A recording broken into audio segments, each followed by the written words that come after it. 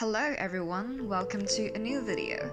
I hadn't made any elaborate projects in a while because I didn't really have the time for them with everything happening in my life. But as Chinese New Year arriving, I had a long holiday and there's finally time for me to start on a more elaborate project that involves some creative input, pattern drafting, and trying out new techniques, which ended in a lot of accidents and failures, but we will talk about that in a minute. This project is a kind of costume project because it is inspired by Titania in A Midsummer Night's Dream by William Shakespeare, but at the same time I want the garment to be very wearable in daily life. I am just not good at explaining things, especially when it comes to my inspirations and stuff, so I will explain my intentions at each step rather than introducing my entire design here. I started out by dyeing my own fabric. I have been wanting to explore knit materials for a while, so I decided to use a giant pile of white cotton knit jersey in my stash. I first soaked the fabric in a mordant solution. Here I used alum. After soaking it for a day, I took the fabric out and started dyeing. Here I used the bundle dye technique. I chose this technique for its very irregular and romantic effect, and also for the botanical dyes it involves. As Titania is the queen of fairies and resides in the forest, I think it makes a lot of sense that her clothes would be fashioned from nature. Here I use onion skins, Butterflypea flowers, Arnebia roots, and some fallen flower petals I gathered in a park nearby. I scatter them on the fabric, roll it up and tie it with some twill tapes. After making the bundles, I put them in the pots to steam for about 30 minutes.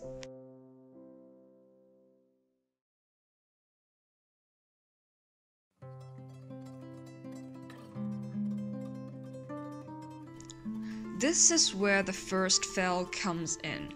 I expected yellow from the onion skins, blue from the butterflypea flowers, and red from the Arnebia roots and flower petals. The first two were achieved, but the Arnebia roots just didn't work. The petals also gave very little color and I was unhappy about the color scheme of the fabric. So on the next day I went out to get some Sappanwood from a local Chinese medicine shop and gathered some different types of flower petals from the park, hoping to achieve a prettier result from a second dyeing process. The second dyeing process was a very successful one. The Sappanwood gave a vibrant red color to the fabric and I was happy with the results. After dyeing the fabric, I moved on to the pattern drafting process. My original design was to make a panelled dress with a full skirt, with the raw seams left on the outside to give a very earthy finish to the dress, but with some drama given by the X-shaped silhouette. I even made a mock-up using this horrible green cotton in my stash to test the fits on the upper torso. I was happy with the mock-up, so I quickly and excitedly moved on to making the real thing.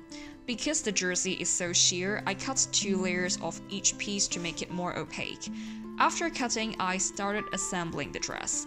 It actually came together very quickly because the seams were left raw on the outside and just had some top stitch on top. But the dress was nothing like I imagined. This is the second fail in the process. I haven't really worked with knit fabric, so I was very blind towards its characters. This dress is droopy. The shape that was achieved on the mock-up just completely failed on the soft, stretchy, drapey jersey fabric. So I had a mini breakdown, cried myself to sleep, and devised a new plan to still use this felt dress to make something. Because the skirt part is very full and large, I decided to make use of it. I know I could probably harvest 2 large panels and fix up the corners with some piecing, so I decided to make a very simple shift dress. I quickly drafted the pattern, cut them out from the skirt, and did some piecing to complete the panels. Then I sewed the 2 panels together on the side seams and on the shoulder seams. I added 2 triangular panels at the bottom to give more room to the hips. I decided to go with a V-shaped neckline, so I cut out the neckline and sewed some twill tapes onto the neckline and armholes to stabilize them. These twill tapes are the ones I used in the dyeing, therefore they are also dyed the same as the fabric. Everything is done in a messy way to give the dress the earthy look I want. After finishing the neckline and armhole, I find that the neckline has been stretched out a little, so I did 4 tiny pin tucks on each side to reduce the length of the neckline to make it fit on the bust again. Finally, I put some leftover twill tapes onto the neckline as decoration, and this dress with many mishaps was done.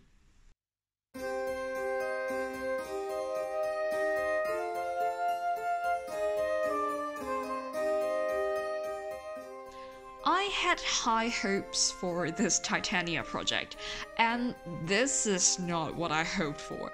I love the color and the raw seam details, the very natural, dreamy vibe in general, and I'm sure I will revisit this Titania design concept in the future. But the final dress just isn't as flattering as I hoped it would be, and I think there are a lot of things I can do better in the pattern drafting now that I understand a bit more about jersey as a material. But still, I think the final result is not too bad. I'm especially proud of myself for pushing through and thinking of new ways to save a failed design, instead of just giving up and throwing it into the trash. So I hope this was an interesting video for you, and perhaps you learned something from the mistakes I made. Thank you for joining on this little sewing adventure, and I will see you in the next video.